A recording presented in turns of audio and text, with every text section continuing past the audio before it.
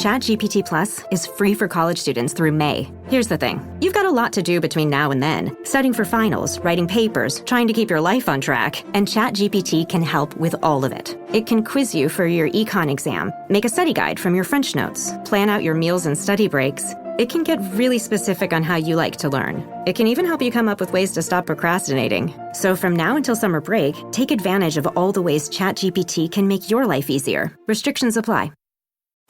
This is Let the Record Show, using common sense. Now, here are your hosts, Judge Richard Weinberg and Chairman Jesse Garcia. Welcome back to Let the Record Show with Chairman Jesse Garcia of the Republican Party. Jesse is the Vice Chair of the New York State Party and the County Chair of the Suffolk County Republican Party. With us is our good friend, esteemed colleague, Eric Levine, noted attorney, commentator, and essayist. I am Judge Richard Weinberg. So, gentlemen, I want to talk at the beginning about what I consider two related concepts. Trump is announcing the return of law and order to the country, and we also have these federal courts who are waging this resistance battle against the Trump administration. So I want to talk about both those issues. And in our second segment, we're looking forward to having Congressman Michael Lawler, who's a leading member of Congress, and he's from Rockland County, but he's a national figure and a potential candidate for governor of the state of New York, and a good friend of Jesse's and Eric's and mine, and a wonderful guy and a great public servant. He's my congressman. And he's your congressman. Oh, there you go. There you go. So let's talk about the return of law and order.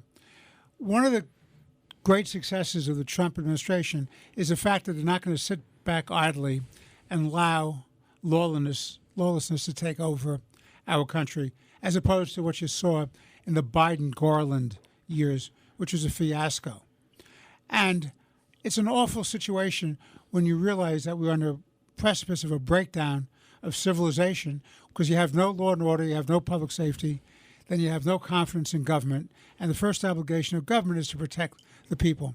So Trump has now appointed an Attorney General, Pam Bondi, the former Attorney General of Florida, who's dedicated to that fight. And she's moving in the direction, and he spoke, that is, the President Trump spoke at the Justice Department, recommitting himself, the Justice Department, and the federal law enforcement agencies to work to preserve law and order and public safety, and to work with local and state law enforcement and officials to get that in place. And there are many facets to that. There's a facet of protecting our border.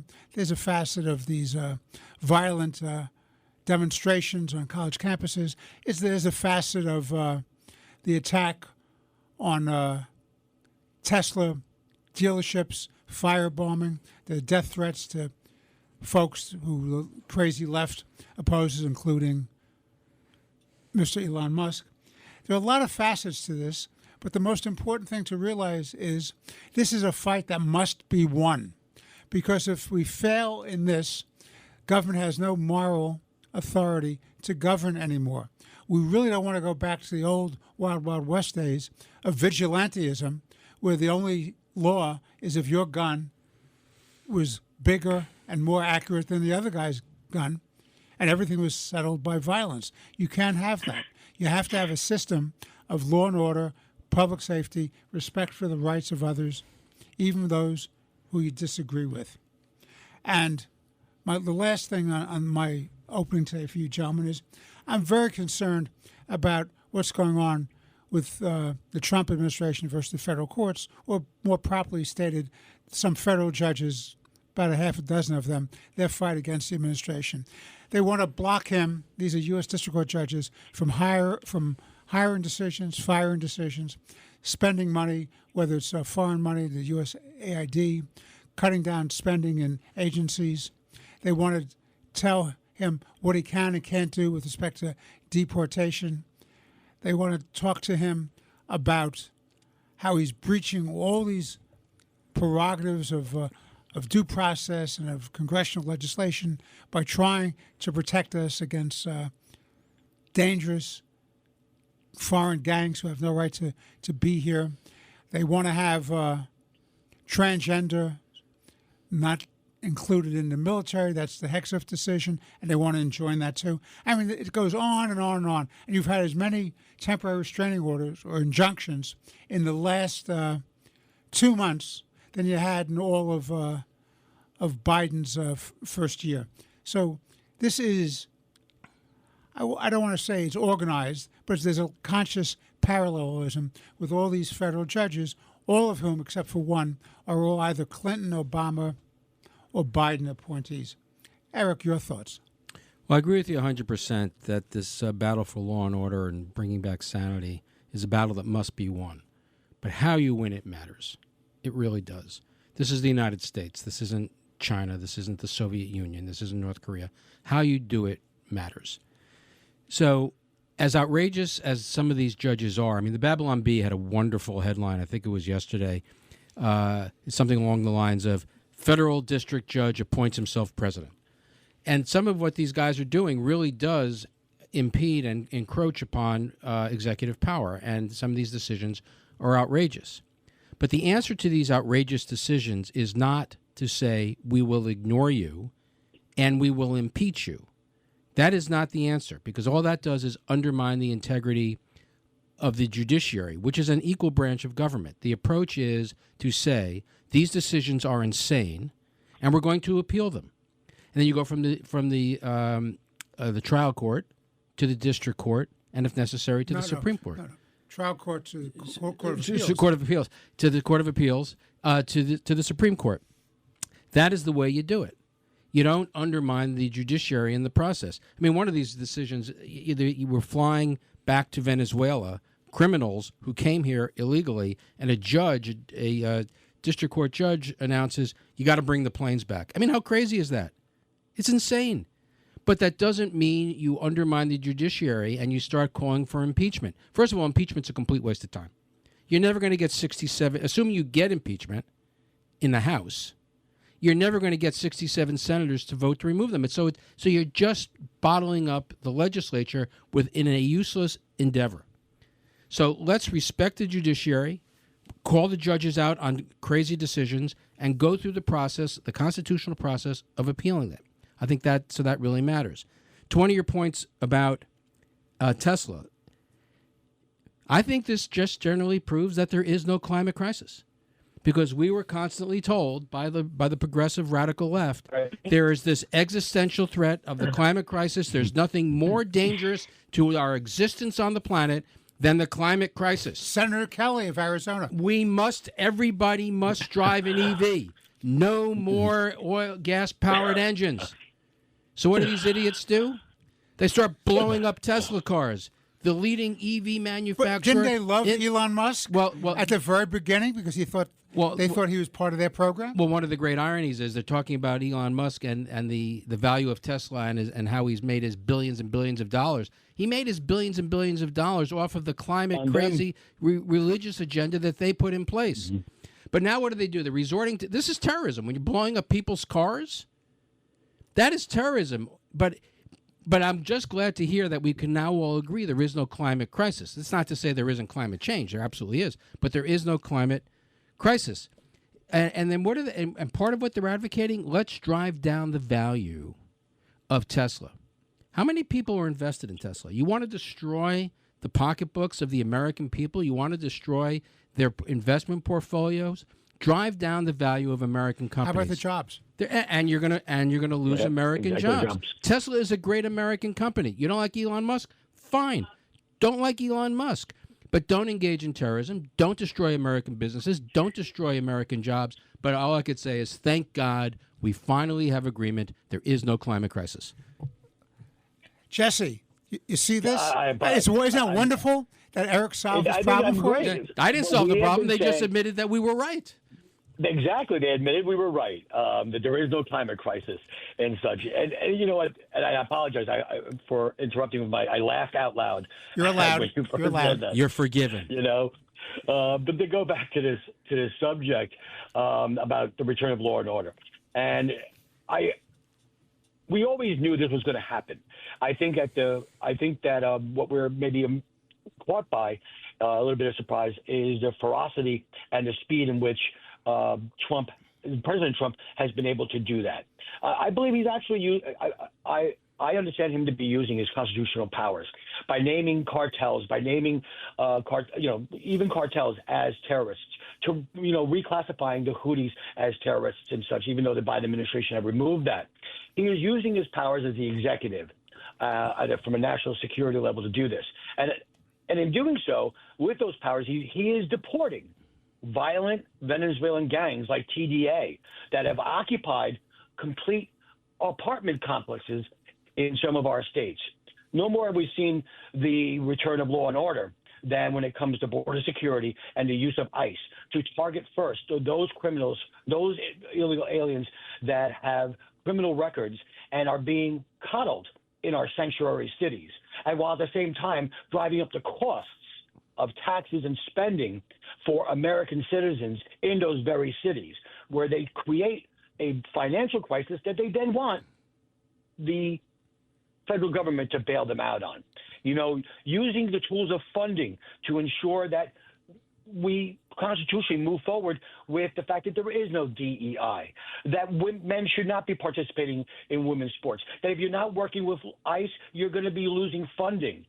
He's using the tools properly to enforce the rules and the laws of this land and, in essence, indirectly, bringing back law and order. I really do see that the Trump administration is the probably clearest, most direct definition of a new sheriff in town.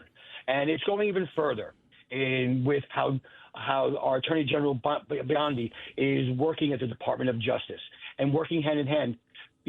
America saw in real time, and maybe they said it was okay the first time.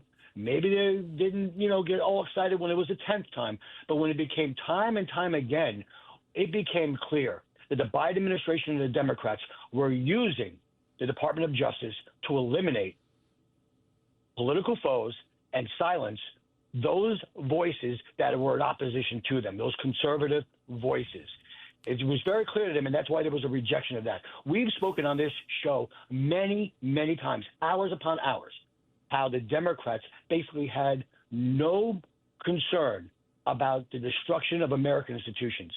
Like it or not, the way he goes about it, President Trump is restoring the integrity of these American institutions. Not when he's attacking the judiciary that way. I completely disagree. I agree with you that we cannot discuss impeachment's not a way of it. In ignoring it, I really don't know how you could ignore a decision when the planes are landing in a different country and the order just came over. I don't understand. Well, there's a dispute as to the timing. Well, but the answer is that you appeal a bad decision. But I will tell you though, when it comes, and here's what it is, and I do blame the act of impeachment, the use of impeachment on the Democrats. This is what the Democrats did to try and foil the President Trump by impeaching him multiple times by threat. Yeah, and how did that work out? And how did that work out for them? It did not. Right, and it will backfire on the Trump administration if they go down this road with the judiciary. Which is, I think it was first. I know that the White House in general has not been using the word impeachment. Trump did use it once, I think, followed by I think it was on a following something that Elon Musk said.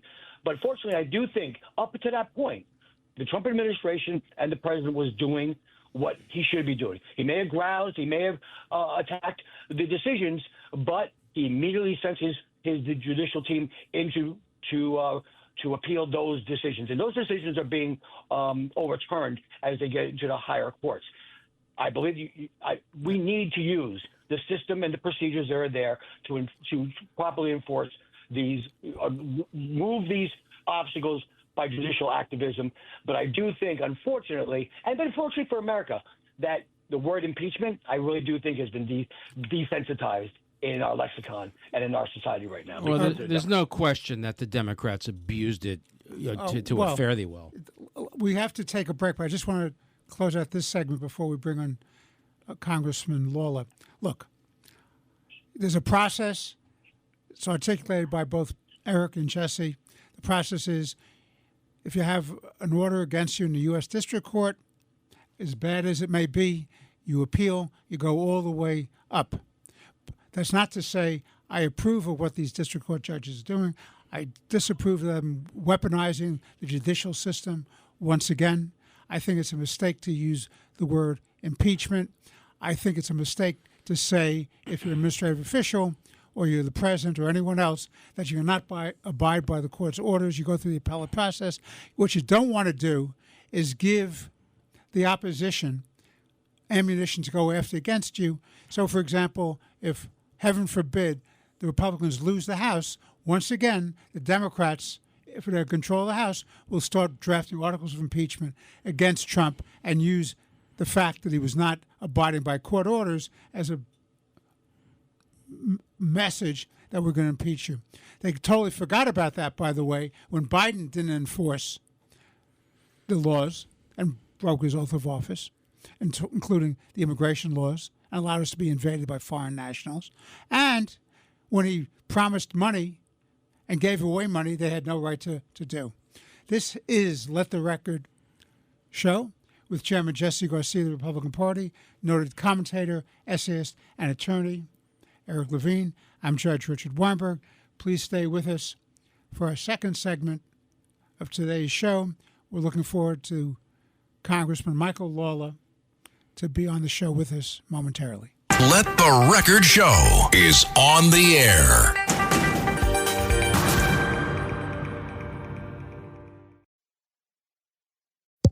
Mic check. 1, 2. Are we recording? Hi, I'm Michelle Bernstein, an award-winning chef, restaurateur, and mom. I have a lot on my plate, including my psoriatic arthritis symptoms. That's why I was prescribed Cosentyx. It helps me move better. Cosentyx secukinumab is prescribed for people 2 years of age and older with active psoriatic arthritis. Don't use if you're allergic to Cosentyx. Before starting, get checked for tuberculosis. An increased risk of infections and lowered ability to fight them may occur, like tuberculosis or other serious bacterial, fungal, or viral infections. Some were fatal. Tell your doctor if you have an infection or symptoms like fevers, sweats, chills, muscle aches, or cough, had a vaccine or plan to, or if inflammatory bowel disease symptoms develop or worsen. Serious allergic reactions and severe eczema-like skin reactions may occur. Learn more at 1-844-COSENTYX or Cosentyx.com. Ask your rheumatologist about Cosentyx. This episode is brought to you by Progressive Insurance. Do you ever find yourself playing the budgeting game? Well, with the Name Your Price tool from Progressive, you can find options that fit your budget and potentially lower your bills. Try it at Progressive.com. Progressive Casualty Insurance Company and Affiliates. Price and coverage match limited by state law. Not available in all states.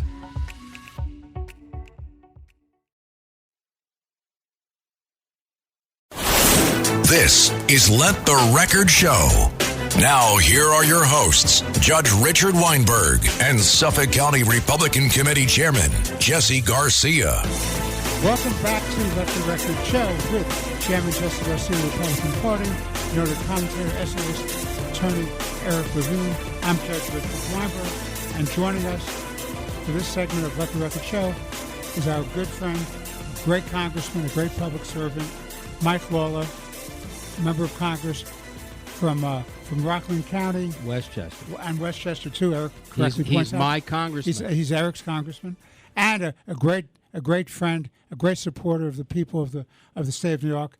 Rumored to be a potential candidate for the governorship of New York. We should all be so lucky. And Congressman, we're so happy to have you here, Eric. Mike, thanks for coming. Thanks for having me. Yeah, we appreciate it. So, I mean, in the election, remind us. So, in a district that Kamala Harris carried by 20 points, you won by how many? Originally, President Biden won it by 10 points in 2020. Kamala Harris won it by half a point. I carried the district by 6.5 in this November's election. All right, great. So, sounds like a winner to me.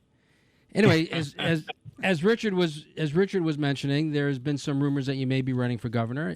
Feel free to make an announcement on the show if you'd like. But pending that, if you were to run for governor and you were to win and you were to today give the state of the state address, what would you be saying about the state of New York? Well, listen, I'm a lifelong New Yorker. I love this state. It is the greatest state in the country. But over the past decade plus, we've seen a decline. New York leads the nation in out-migration for a reason. It has nothing to do with the weather and everything to do with the high cost of living. We have the highest tax burden, the worst business climate. The quality of life has declined. You see, obviously, the rise in crime, especially within New York City. You see the migrant crisis that exploded in New York. And frankly, the reckless and out of control spending by the state. They've increased state spending by $100 billion in just the last decade. And so, there are real challenges. And my objective, certainly, is to address these challenges, both during my time in the state legislature and now in Congress. And as we think about, whether or not to run for governor, what it is that we can do to reverse this out-migration that we've seen, to reduce the cost of living, to improve the quality of life, to bring businesses and people back to New York, and really make New York the economic engine of the country. And so to me, when you look at these challenges, you have to cut taxes. You have to rein in the size of state government. You have to increase domestic production of energy here in New York. You have to address the housing crisis in New York and infrastructure. You have to address public safety and get rid of the disastrous cashless bail law and these crazy changes to discovery that have resulted in cases being dismissed, even in instances of violent crimes being committed. So there's a lot of work ahead. And the question is whether or not you have the leadership and the spine to do it. Kathy Hochul has been an abject disaster for New York. She is the most feckless, incompetent governor in the country, and New Yorkers are paying the price for it. And that's a very high bar. That is a very high bar. As my dad used to say, they continually exceed my lowest expectations, and Kathy Hochul does that on a daily basis. There you go. So two of the things that you mentioned, I mean, everybody knows, I think universally everyone agrees that the cashless bail laws have to be repealed, and the crime that we're seeing is evident to everyone as to why that has to happen. But the two that you mentioned that are of particular interest to me, doing something about our domestic energy and doing something about our housing crisis, just very briefly, how would you address each of those? Look, the housing crisis is a critical one. And, nationwide, we're 7 million units underbuilt. Now, New York is a home rule state. And as far as I'm concerned, we have to protect home rule and make sure that we are working in concert with local municipalities to help increase the housing stock. This is a supply and demand issue, right? We're not building enough housing. People are moving out of New York City in many instances into Westchester and Rockland and Nassau and Suffolk, and even further up, Ulster and Dutchess and Columbia. And we just are not building enough housing to sustain that. What do you think? So do you think rent control has a role in that? I think rent control overall has been a disaster for New York. If you look at New York City, they have 50,000 vacant units, in large measure because of the rent control laws, which, really don't incentivize landlords to bring apartments up to code. And as a result, they're choosing to leave them vacant because it costs them more than they can charge in rent. And that obviously creates a problem. So we have a supply issue, and we have to deal with that. We also have, a tax issue. Property taxes are insane in New York. We pay the highest property taxes in the country, which is why lifting the cap on SALT is so critical to New York and New Yorkers writ large. And that's something that I'm fighting for within the tax bill that we're working on in Washington. How's that looking? How's that fight looking? Look, President Trump has been extremely supportive of our effort. Myself, Andrew Garbarino, Nick LaLota, Nicole Malliotakis, our effort to lift the cap on salt. I think we're going to get that done as part of the tax bill and the reconciliation bill. And that will be, critically important on the issue of affordability. But we need to incentivize, municipalities. We need to invest in infrastructure. We need to focus in on how to get capital, money into these communities. Opportunity zones are a great example.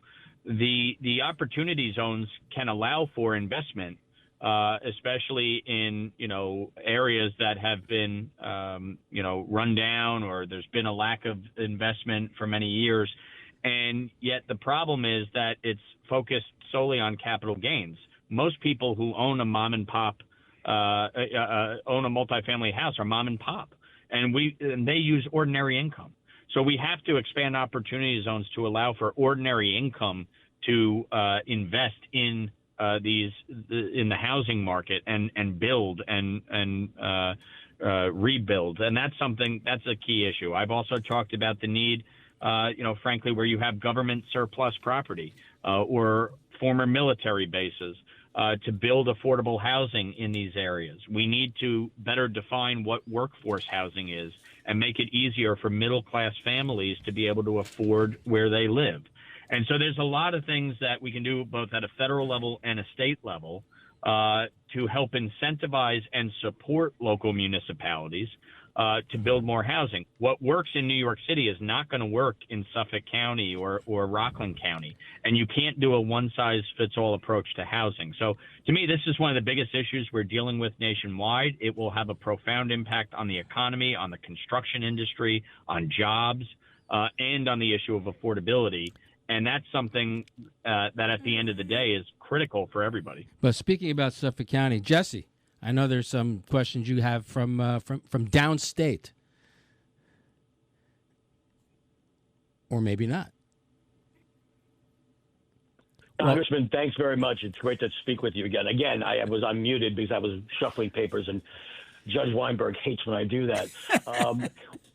What I wanted to just touch base with you mentioned taxes quite a bit, and we talk about, especially here in Suffolk County, we talk about safety, security, and affordability. Maybe you could take us into maybe what happened on the floor. You had mentioned that where we are with the tax bill, with reconciliation. Two questions. Number one, first about that bill. Do you see that being one big, beautiful bill, as the president has been speaking about? I know he's been open to whatever the Congress says is the best way for him to do that between the two chambers. Or do you see different bills, two reconciliations, and what type of different dynamics that brings? The second question, and maybe we can answer this first, is the dynamics on how to move forward with the continuing resolution, where the Republicans were united virtually.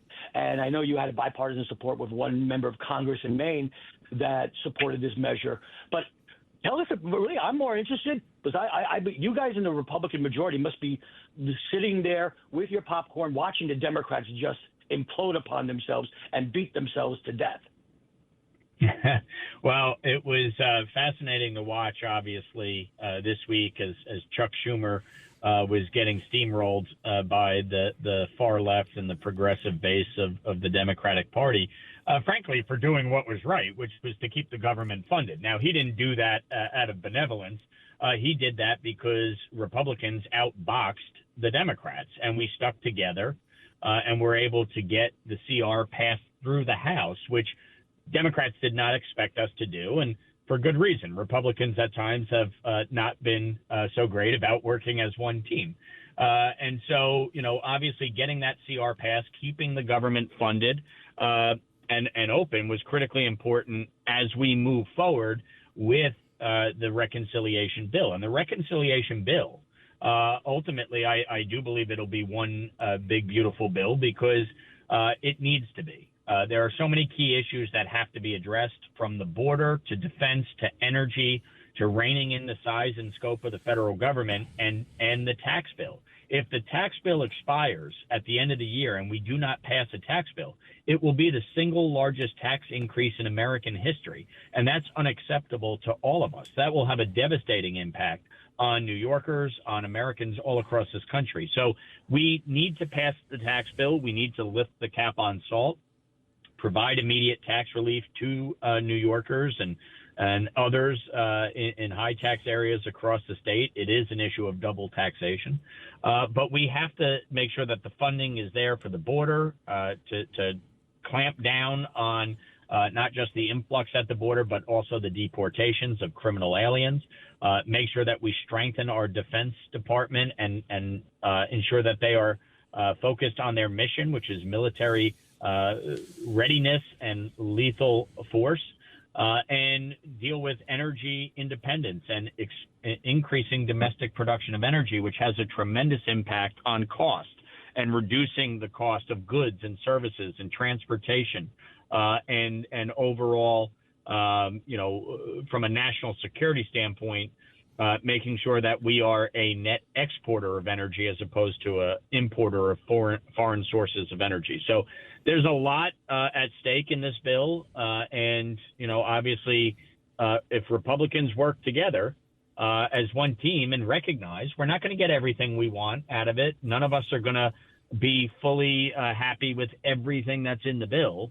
But the bottom line is if you work together as a team, you can actually get things done. And Democrats did not anticipate that in the CR or the budget resolution a few weeks ago. And that's why they're lashing out because they thought that we would need their votes. And Chuck Schumer had a choice: shut the government down or accept that you got beat. And he chose to accept, obviously, getting beat. Congressman, it's Richard Weinberg again. I want to switch gears, a matter of great concern. You have a rampant anti-Semitism in this country. You have Jew hatred is on the march. It's particularly coming from the left wing and the so-called progressives and democratic socialists affiliated with the Democratic Party.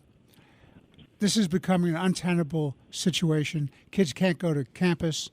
You have demonstrations in the streets equating the protection of the State of Israel, which is the victim of a war of aggression against it, of terrorism against it, as somehow being genocidal. And you, and I thank you, have been a leader in the fight to protect the Jewish community, to protect the State of Israel.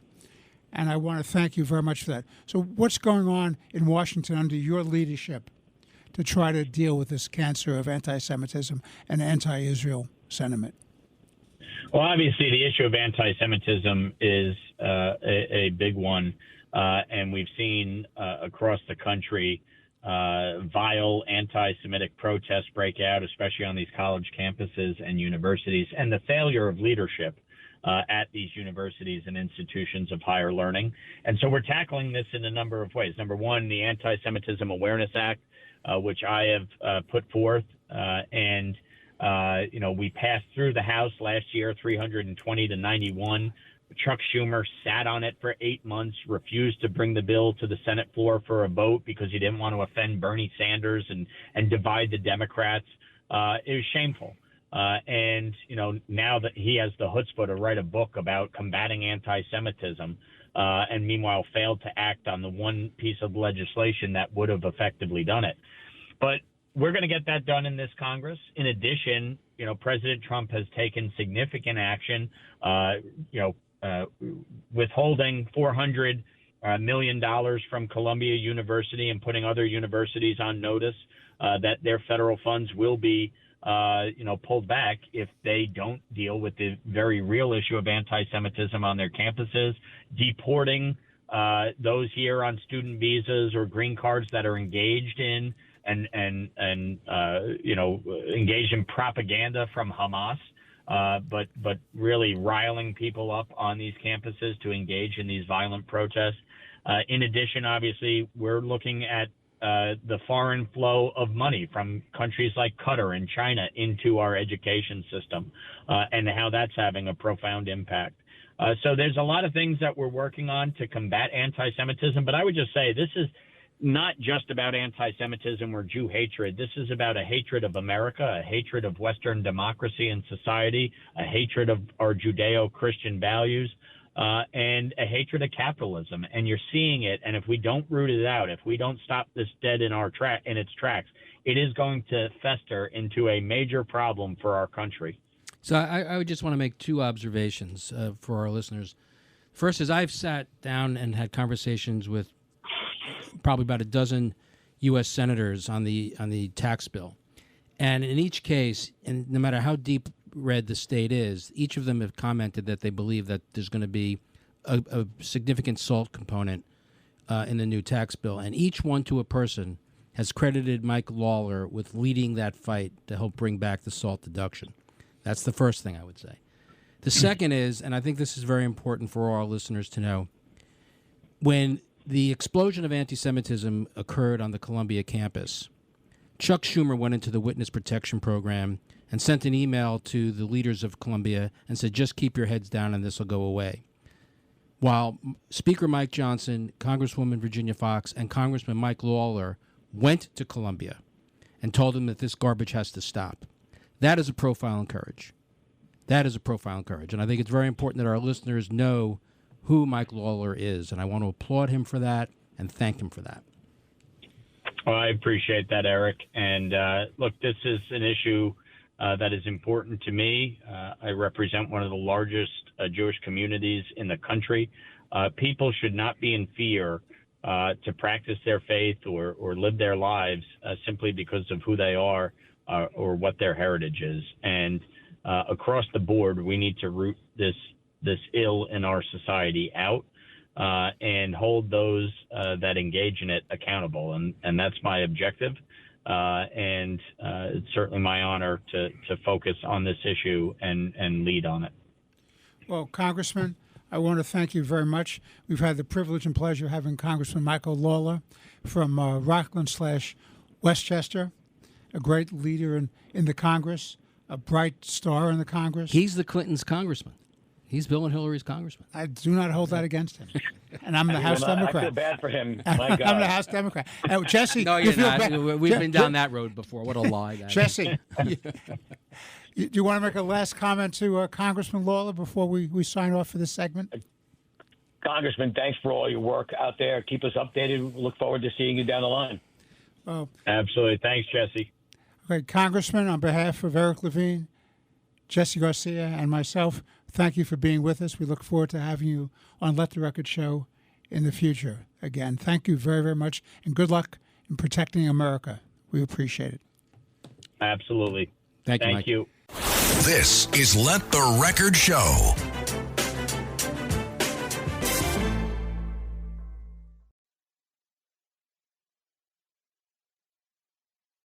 This is Let the Record Show, using common sense. Now, here are your hosts, Judge Richard Weinberg and Chairman Jesse Garcia. We're back on Let the Record Show with Chairman Jesse Garcia of the Republican Party. Jesse is the county chair of the Suffolk County Republican Party, as well as being the vice chair of the New York State Republican Party. With us, our good friend, learned colleague, noted attorney, commentator, essayist Eric Levine. I'm Judge Richard Weinberg. We just had a very interesting segment with Congressman Michael Lawler, a great leader of the U.S. Congress, a great New Yorker, and a supporter of good causes that protect and defend America and America's people. So we're going to switch gears, Jesse and Eric, and we're going to move into foreign affairs. So the United States attacked the Houthis. Finally. And amen to that, finally. And the question became, why did Biden think it was a good idea to remove the terrorist designation against the Houthis?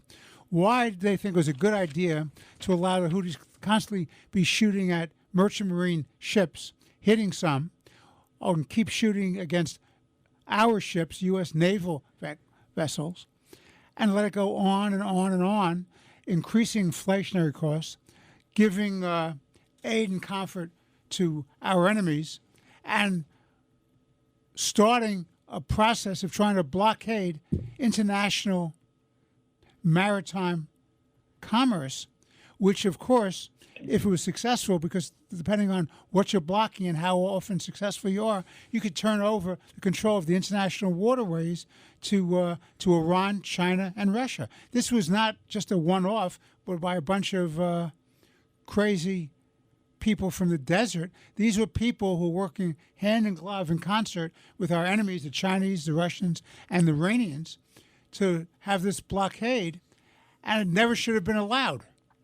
Eric. Well, you ask why did the Biden administration lift the terrorist designation on the Houthis? The answer is easy, because they wanted to appease Iran. They wanted to. They went crawling back to Iran, begging them to get back into the JCPOA. If you remember, when the Biden administration came into power, there was a civil war going on in Yemen, and on one side of the civil war was the internationally recognized government of Yemen, supported by Saudi Arabia. On the other side were the Houthis, terrorist organization supported by Iran.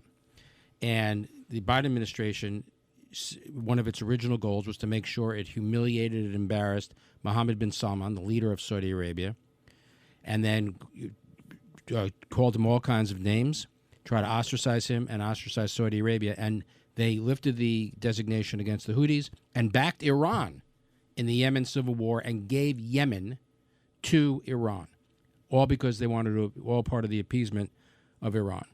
And then as the Houthis became more aggressive in the face of the Biden fecklessness and appeasement, the Biden administration did nothing, or basically nothing. They'd occasionally lob in a bomb, but after they gave them a few hours warning so that the warehouse can be emptied. People need to look at a map.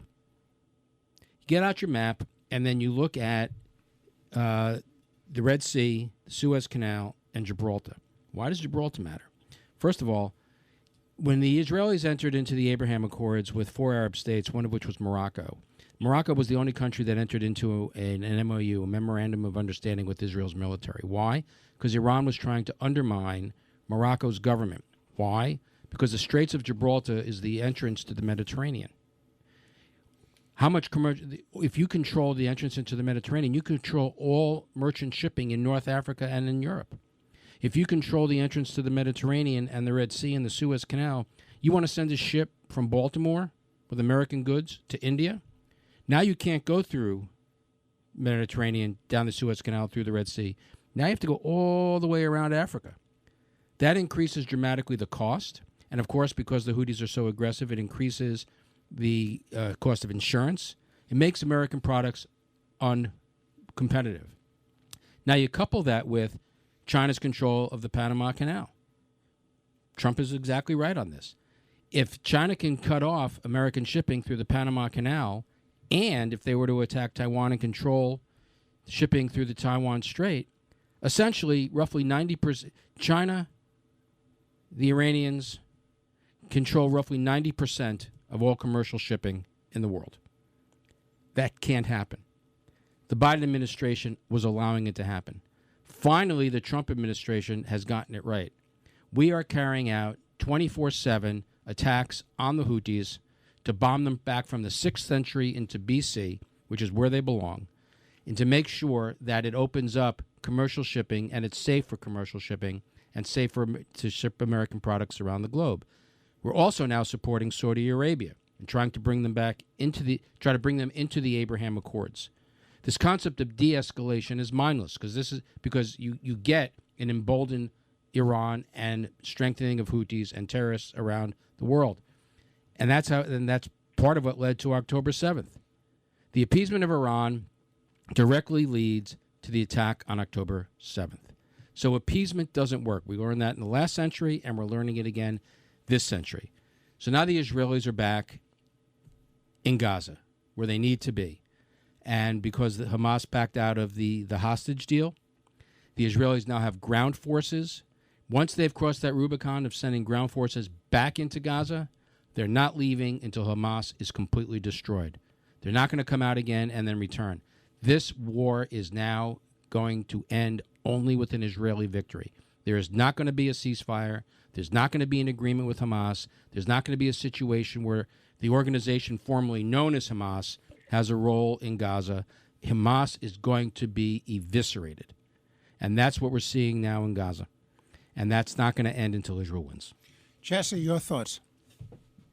I think as we pointed out, even before the ceasefire was agreed to or announced, we always said phase 2 was going to be where this thing was going to break down in the ceasefire, and it actually has. And I do that unlike and Jesse, just for the record, Eric and you were the ones who made that prediction way ahead of everybody else in the whole country. I think we're the only two that had that thought. We're the only two people in the country of 330 million who had that thought. But I think what's important is that we knew this was going to happen, and the reasons behind it, and gave Israel the pause it needed to rest, to rejuvenate, to rearm, and fortunately for America, Israel, and the world, for a Trump presidency with with clarity and directness, saying we are with Israel, shoulder to shoulder. There was no equivocation. There was no appeasement of Iran or the Hamas or anything of that like. There was no switching back and forth. Houthis are terrorists, are in the terrorist group. Houthis are not in the terrorist group. Let me just go to Houthis for a minute. I do think that the entire issue involving the Middle East, at one point or another, was taken out of the diplomatic corps because it was just an abject failure. The Biden administration's approach to diplomacy and to the Middle East is an abject failure. Everything they attempted was a failure. And I believe that's because they allowed personal national politics to get in their way. There are some times, and leaders are rewarded when they lead on principle as opposed for their own political skins. And Biden chose the latter, which then made all Americans and the entire world, especially in that region, less safe. And of course, our partners and friends and allies, Israel, basically under the threat of extinction. So I believe certainly a new approach by the Trump administration saying we're with Israel. We want peace, but it's going to be on our terms. And it's true. At this point forward, this conflict and peace in the region is going to come when Hamas is no longer viable in any way, shape, or form. And as you both pointed out, even as a working member of any type of government, the Houthis are disbanded and eliminated. And the true target is Iran.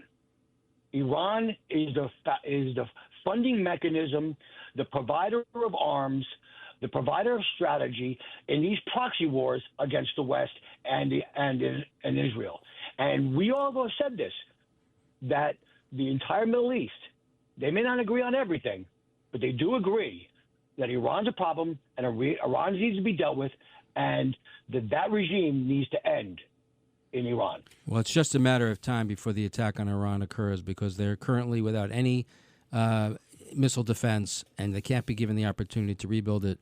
So I would expect that relatively soon it'll either be a overwhelming Israeli attack, both militarily and cyber, with American political and international support, or a joint attack with the United States. I think the latter, an American-led attack with Israel, would be the most effective. But one of those two is happening. It's going to happen soon.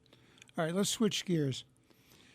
So, Russia invades Ukraine.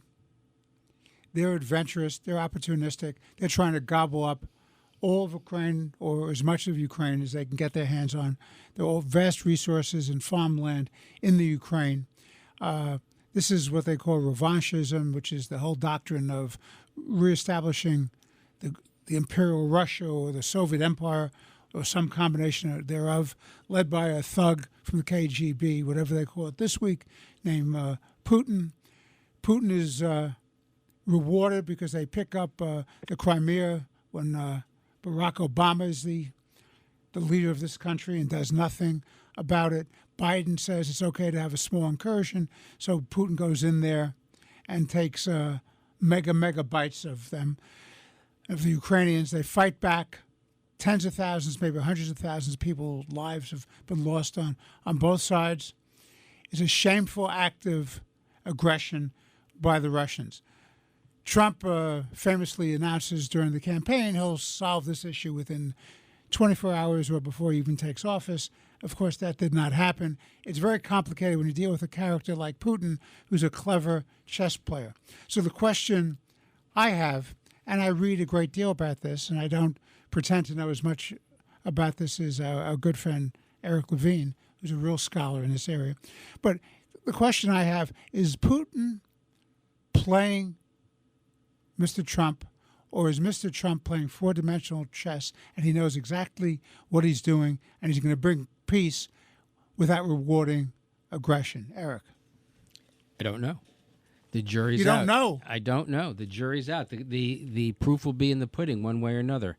Ask me that question in 2, 3, 4 months. If Russia is still fighting with Ukraine, I mean, then it's one answer, and if there's a true ceasefire, it's another answer. I mean, what was Putin's response to Zelensky's agreement that there'd be a complete unconditional ceasefire? Putin's response was, "I won't attack certain infrastructure," and then he did. So I'm not sure where we are with this. Look, I remain skeptical that there can be an agreement with Putin. The guy's a liar and a thug. And he has his design, and has, since he took power, his designs on reconstituting the Soviet sphere of influence, and the first step is Ukraine. So I don't see that he's gonna stop from that. I mean, hopefully he will, but we're gonna, at some point, if he doesn't play ball, as it were, Trump is going to have to make the decision: is he going to ratchet up sanctions on Putin and Russia and start flooding Ukraine with weapons without limiting them in the way they use it? Or will he continue to try to restrain Ukraine?